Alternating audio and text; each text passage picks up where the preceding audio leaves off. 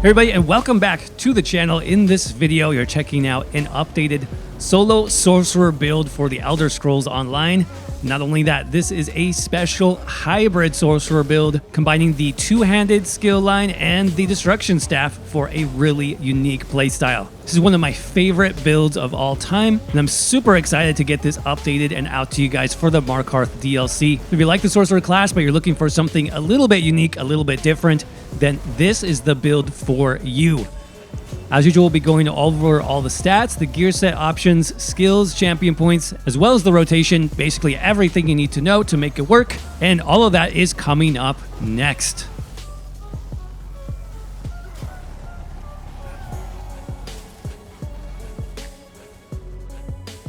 All right, everybody, here we are, back on the solo sorcerer hybrid build for the Elder Scrolls Online. One of my favorite builds by far, and I'm excited to bring it back for the Markarth DLC. So let's jump right into it and check out our buff stats. Defensive, offensive buffs, and let's use our potion. Here we go. So 2,300 max magicka, 20,000 max health, and 26,000 max stamina. Keeping in mind this is a hybrid build, so your stats will look much different than they would on any other build. Now, in terms of the recoveries, they're absolutely amazing on this build. Check this out, 1,100 magicka recovery, 1,350 health recovery, and 1,250 stamina recovery. Our weapon and spell damage is basically identical, and that'll go close to 5k once we are fully buffed. 42% spell critical, 45% weapon critical. And then in terms of our resistances, with Hurricane active, about 18,000 spell and physical resistance. A little bit on the low side, but we are relying both on stamina and magicka-based damage shields, so the survival on this sorcerer build is still quite nice. Now, in terms of the attributes, they are split up, again, because we are a hybrid setup, so 40 into magicka, 24 into stamina. For our food here, Bewitched Sugar Skulls, that's the gold quality food, giving us all of our stats as well as some nice health recovery. I figured this would be great because sorcerers already have bonuses to health recovery through their passives, so that's going to help with our healing quite a bit. Running the Thief Mundus, since that's going to buff both our weapon and spell critical, keeping those in a decent range. And Minor Protection, Major Prophecy, we'll talk about how we get these in a little bit. As far as the race, you have plenty of options here.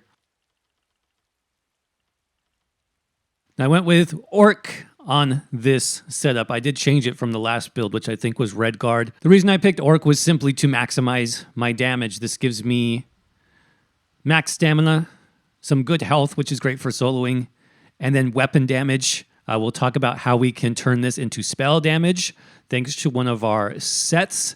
So anything with weapon damage is going to be pretty strong. But honestly, this isn't a min-max build. I'm sure you guys know that already. So any race is fine. You can make it work. Just like I said, Orc is what I'm using in this case. Now, in terms of the potion, I think it is important to run tri-stat potions on most hybrid builds. So that's giving me sustain both for magicka, stamina, and even health. And then it's boosting those recoveries quite a bit as well. These actually got buffed in the Markarth DLC. Look at this. They now give us 40% recovery. So this, you stack it on top of champion points, on top of any passives you have going. And yeah, tri-stat potions are very nice this patch, so I would definitely recommend getting some of those. But I think that covers all the basics, so let's talk about gear next and see how we're making this work. So we talked about having equal weapon and spell damage on this build since it is a hybrid, and that's going to come from the Pelinal's Aptitude set. This is a great hybrid set. It is crafted as well. 9 traits to craft, but check out what it does. So it gives you max health and both recoveries, which is nice for hybrid builds.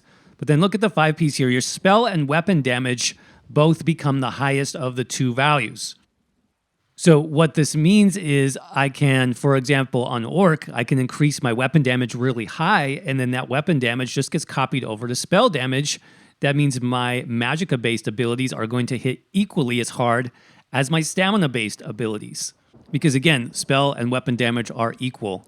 So this isn't the only way to run hybrid setups, just so you guys know. There are many other good ways to build hybrids, but it's just a very easy way to do this, especially combined with a medium armor build, which is what we are on this hybrid sorcerer setup. because we get bonus weapon damage from running medium armor. And again, that can be copied over to spell damage. So Pelinals is our first set. I'm running 2 pieces on the body, chest in heavy, and then waist in light, and then 3 pieces of jewelry. So just Pelinal's neck and 2 rings. I went with infused here with the weapon damage enchant, just to make our weapon damage as high as possible, because again, that's going to stack with our passives, and it's going to be copied over to spell damage. Now, speaking of weapon damage, for our second 5-piece set, I just went with a very typical weapon damage focus set. It's going to be Briarheart from the Hrothgar DLC. You can see this gives me good weapon critical, max stamina, and then when I deal critical damage, my weapon damage goes up by 450 for 10 seconds. I also get some nice healing back on critical strikes. So again, because we're running Pelinal, that's actually 450 weapon damage and spell damage. So it works out really nicely. I'm running 3 pieces of this on the body. So Briarheart feet, Briarheart legs, Briarheart hands, and then my front bar weapon. Since this is a proc set, I don't need to double bar it. I can just run it on my front bar and then get that proc. It lasts a good 10 seconds. I can bar swap and then come back and then re-proc it on the front. So that's working really well for me. In terms of the weapon, precise trait for a few reasons. Number one, that's a lot of critical, and it is hard to get crit chance to a decent level on hybrid builds. So I am running a bit more precise traits on hybrids this patch. And then also because it buffs both, right? It buffs weapon and spell critical at the same time. So it's actually a really nice trait for hybrids. Running the Shock enchant, that's just going to give me a little bit better uptime on off balance. It's also buffed through our Sorcerer passives, so it's a nice enchant to run on the front bar. And why Greatsword instead of like Maul or Axe? Well, Greatsword actually buffs your overall damage, and that's a raw damage buff. So not only does that buff like weapon abilities and stamina-based attacks, it also buffs all of your magicka-based damaging abilities because it's just a raw damage boost. So the Greatsword is the ideal way to run a hybrid if you want to run 2H. Just keep that in mind. Talk about the monster set next. Now, I am running Infernal Guardian on this setup on the Battle Mage. I think it fits the theme really nicely. Gives us that nice flame damage. You can see every time you apply a damage shield to yourself, you lob 3 flame mortars. They deal good AoE damage. And like I said, it just fits the theme of the build. Now, what's interesting is that being a hybrid, we have multiple damage shields we can run, right? I can run a stamina-based damage shield off a Brawler. It will actually proc Infernal Guardian. I can run my Magicka-based Sorcerer class damage shield, Hardened Ward, and I get Infernal Guardian to proc off of that too. So it's a pretty fun setup. You'll see when we go over the rotation how it works, but I do really like it on this setup. Of course, I am running medium armor for my head and shoulders. That's going to give me 5 pieces of medium. That's what we wanted on this setup. 5 medium, 1 heavy, 1 light to maximize our Undaunted passives. Of course, we want Divines on everything. I think I'm running all stamina enchants. No, I'm running 5 stamina enchants and 2 magicka enchants. You can mix that up. It's not a huge deal. Finally, let's talk about the back bar weapon. And a really interesting option this patch for the Markarth DLC is the Vateshran's Lightning Staff. I really like this, you guys. For the bonus here, casting weakness to elements. So that's basically elemental drain on the target. Gives you this persistent damage over time. Over 3,000 shock damage every 1 second. It does ramp up in damage as well. And it lasts for 10 seconds. So this is a really fun way to add to the theme of this build. Being the Battle Mage, this is just a free, shock damage proc on our back bar. It's very strong. It does single target and AoE damage. So yes, I do like this. Remember, you can pick this up from normal Vateshran Hollows. That's the new Markarth Arena. You don't even need to complete Veteran to get the weapon nowadays. So it is a pretty nice bonus. It's fun. So I would recommend that. If you don't have it, no worries. Just pick up a crafted staff. You could even run a Maelstrom back bar staff. It's really up to you. Main thing here is that we have the weapon and spell damage enchant, right? Boosts both of our damage sources for hybrids. And we're running the infused trait to maximize that glyph there on the back bar. So that is the setup. We're running Briarheart, Infernal Guardian as the monster set. We've got Pelinal, and of course the Vateshran Lightning Staff. Let's go ahead and talk about the skills next. Remember, for the skills, we are a hybrid setup. That's going to mean we're running a combination of stamina and magicka abilities. So Our front bar is going to be most of those stamina skills because that's where we have our two-hander, right? So first ability is going to be Reverse Slice. This is our stamina execute. It does AoE splash damage. It is in the two-handed skill line. Second to last ability there. Very, very nice. Low cost and does excellent damage, so I do recommend that. Then, of course, we have Brawler. Brawler is also from the two-handed skill line. The third ability here, Brawler does give us a nice damage shield. This helps us stay alive very nicely, and it does proc Infernal Guardian as well, so it works out pretty well on the build. Now, speaking of damage shields, here's our first Magicka ability. That's going to be Hardened Ward, and this is a Sorcerer skill. This is from Daedric Summoning right here. Now, a few reasons to run this. Let me explain. Number one, you might think, well, your Magicka isn't maxed out, so what's the point in running this? Your damage shield is going to be really low. Well, actually, it's not. Look at my tooltip on a hybrid build. 12,000 damage shield for 6 seconds. Now, this does scale with your max health, 60% of your max health, but it's also buffed by things like champion points. So I put some points into Bastion to get it even higher. And yeah, it's really strong. So one reason I like this is if, let's say, my stamina is getting low and I really need to survive, maybe I don't have enough stamina for a couple brawlers, but my Magicka is full, I can cast Hardened Ward and get the same type of damage shield. We also get some nice passives for having this on the front bar, so we'll talk about that as well. Now, let's talk about the main spammable, because this has changed for the Markarth DLC, and that is going to be Crystal Weapon from the Dark Magic skill line. Previously, I did use Dizzy Swing. You can still use Dizzying Swing if you like, but let's talk about why this is actually pretty nice for sorcerers and for hybrids in general. So this does cost stamina. It is fairly low cost and it does good damage. But the reason why this is really nice for hybrids is some of the additional effects here. Look, this reduces the target's armor by 1,000 for 5 seconds. Notice that says armor, it doesn't say physical armor. So this actually reduces both. This is a great skill for hybrids because the enemies will take more damage from both your physical attacks and your magical attacks. So I do like the armor shred on this skill. And then also after casting the ability, our next non-ultimate ability also costs 10% less. So sustain is usually one of the biggest issues on hybrids, so having that cost reduction, in addition to our sorcerer cost reduction, by the way, is really nice. You also get some good passives, which we'll talk about in a minute. So I do like this. I think it's working well on the build, so I definitely would recommend checking that out. And then our last normal ability is going to be Inner Light from the Mages Guild skill line. That's our first ability here. This just gives us a good boost to our max Magicka. That's going to help Hardened Ward do a stronger damage shield. It's going to increase our Magicka pool. We also get the free Major Prophecy buff, so that increases our spell critical. So I do really like that on the front bar. And then for the ultimate, Temporal Guard from the Psijic Order. That's here. Now you do get minor protection passively, which is decent. I mean, it did get nerfed. It's no longer 8%. It's now 5% damage reduction. But you also get some good passes for having this slotted. For example, you get a free damage shield here on the front bar. Even this damage shield from blocking can also proc Infernal Guardian, which is pretty fun. So I do like it. I'm going to keep it there. If we don't have that, you can do more of a damaging ultimate here on the front bar. What I would recommend if you don't have Psijic Order is just come over here to Fighters Guild, pick up Flawless Dawnbreaker, since this also increases your weapon damage by 300. Remember, that's going to get duplicated for spell damage thanks to Pelinal.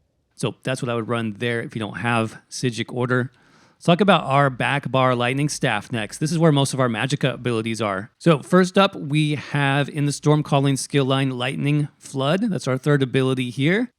This does pretty nice shock damage on the ground. And it just, it's basically AoE dot damage, fits the theme of the build.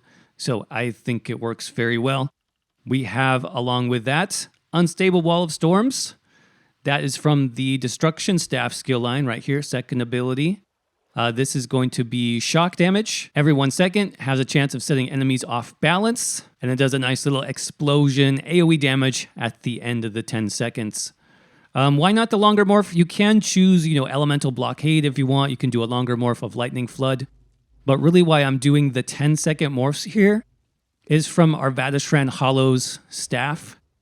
The Vateshran Hollows proc is a 10-second proc. So basically what I will do on my back bar, and we'll talk about this more in the rotation, but I will cast Elemental Drain.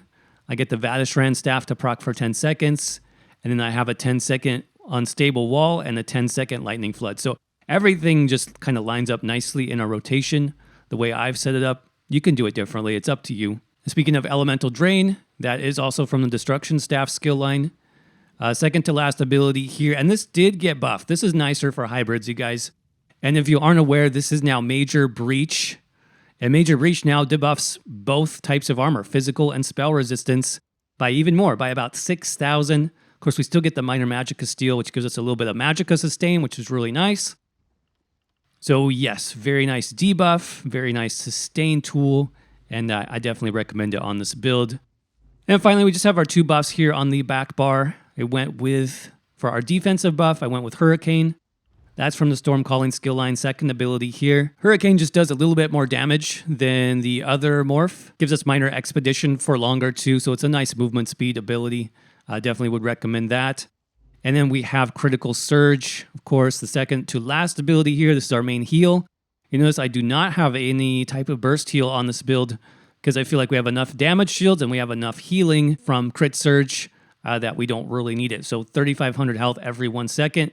And great for hybrids too, because look, it buffs our weapon and spell damage. For the back bar ultimate, just to kind of complete the theme here of the Battle Mage, we're going with a Destruction Staff ultimate, Elemental Rage. Because we have a Shock Staff, it's going to have a increased duration by 2 seconds. It does a lot of damage, it has a big AoE area, so yep, it's very nice. Lower cost on our Sorcerer due to passives as well. So really nice skill, I would recommend that for your ultimate. All right, so that covers the skills. How do we make it work in a rotation? Well, first of all, you'll want to buff with Hurricane, Crit Surge, that's it. And then you'll want to apply those 3 back bar skills. So Ellie Drain, our Wall, and then Lightning Flood, Bar Swap. When you're on the front bar, Brawler, and then about 3 to 4 crystal weapons in a row. Before I bar swap back, I will usually use my Hardened Ward just to get a damage shield there. And then we just redo our buffs, redo our debuffs, bar swap back. Front bar again is Brawler, Crystal Weapon, about 3 to 4 of those. When you're ready to bar swap, hit Hardened Ward for that nice damage shield. Keep your buffs up. Let me go ahead and drop my ult since that's ready. Get those debuffs on. Front bar again, Brawler. I did get a nice off balance here, so you can heavy attack for some nice stamina sustain here. Let's go ahead and bar swap back.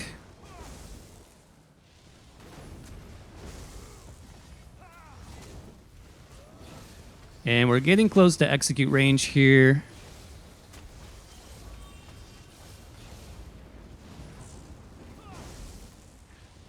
Let me keep my buffs up. If you notice that you're not getting healed, it's probably because Crit Surge dropped, so check on that. All right, so execute range, instead of Crystal Weapon, you can do a few reverse slices. I'm going to go ahead and just do reverse slice. That should be about it.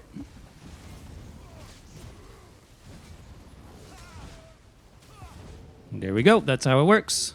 Easy, easy. All right, let's look at the passives. What passives are important on the hybrid sorcerer? In terms of our class passives, a lot of these will be very helpful. For example, Unholy Knowledge, cost reduction of all your abilities. Pick that up for sure. That's essential. Blood Magic. We talked about why we're running Crystal Weapon. Blood Magic gives us a free heal every time we use Crystal Weapon. That's really nice. It helps. Persistence, you do get some cost reduction with blocking. That's worth 2 points, I would say. And then Exploitation, you do get actually extra spell critical on the Sorcerer, so that's nice as well. So all those passives are very good. For Daedric Summoning, Rebate, you could save 2 points here unless you really want to use a pet, but we're not using a pet in this case. Power Stone is very worth 2 points. This reduces the cost of our ultimate. Definitely worth it. Now, Daedric Protection is nice, especially on our front bar where we have that Hardened Ward.